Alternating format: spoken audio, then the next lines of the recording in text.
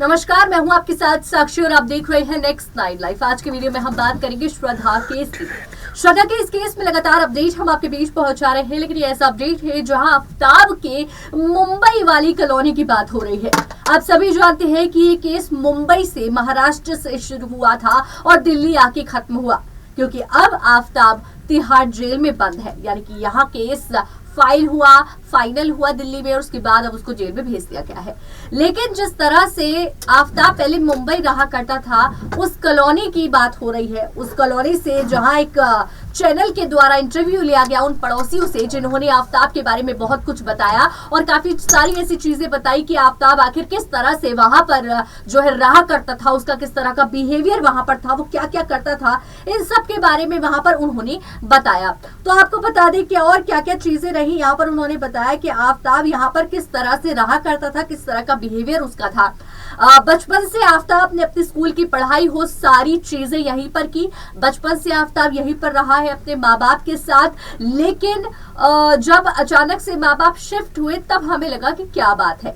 मतलब पड़ोसियों का ये कहना है कि हमें कभी ऐसा नहीं लगा, क्योंकि आफ्ताब दोस्तों के साथ भी बहुत अच्छा रहा करता था। क्योंकि कई बार क्या होता है कि कुछ बच्चे बचपन से ही काफी लड़ाकू होते हैं, काफी ज्यादा एग्रेशन वाले होते हैं, उन्हें छोटी छोटी बातों पर गुस्सा आ जाता है। पर आफ्ताब के बारे में जाना गया तो आफ्ताब काफी पीस इंसान दिखाई दिया है, कितना गुस्सा वाला नहीं लगा है। लेकिन दिल्ली आने के बाद जो है फिर यहाँ के अगर हम पड़ोसियों की बात करें तो जैसा बयान उन्होंने दिया है वो तो और ही अलग था कि वो घर से बाहर इतना दिखाई दिया ही नहीं।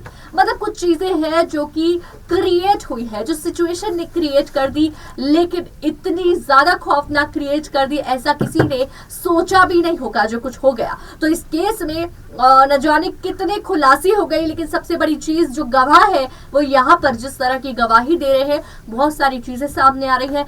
आफ्ताब की दोनों साइड सामने आ रही है। आफ्ताब पहले कैसा था और अब आफ्ताब कैसा है। तो जिस तरह से इस केस में श्रद्धा के पिता को इंसाफ चाहिए, वो बार बार इंसाफ की मांग कर रहे हैं, क्योंकि आफ्ताब को जेल तो हो गई, आफ्ताब जेल में तो है, लेकिन जेल में बैठने के बाद भी उसको सारी सुविधाएं प्रोवाइड की जा रही हैं, सारी फैसिलिटीज उसको दिलाई जा रही है। और जिन फैसिलिटीज की वजह से उसको जो है वहां पर शहर मिल रही है और उसके जैसे न जाने कितने केस हैं जिनको शहर मिल रही है। इस केस की तरह जो है आगे काम करने की कहीं ना कहीं जो केस सामने आ रहे हैं वो इसी केस की वजह से आ रहे हैं। ऐसे अपडेट्स के लिए हमारे साथ जुड़े रहे और देखते रहे नेक्स्ट नाइन लाइव।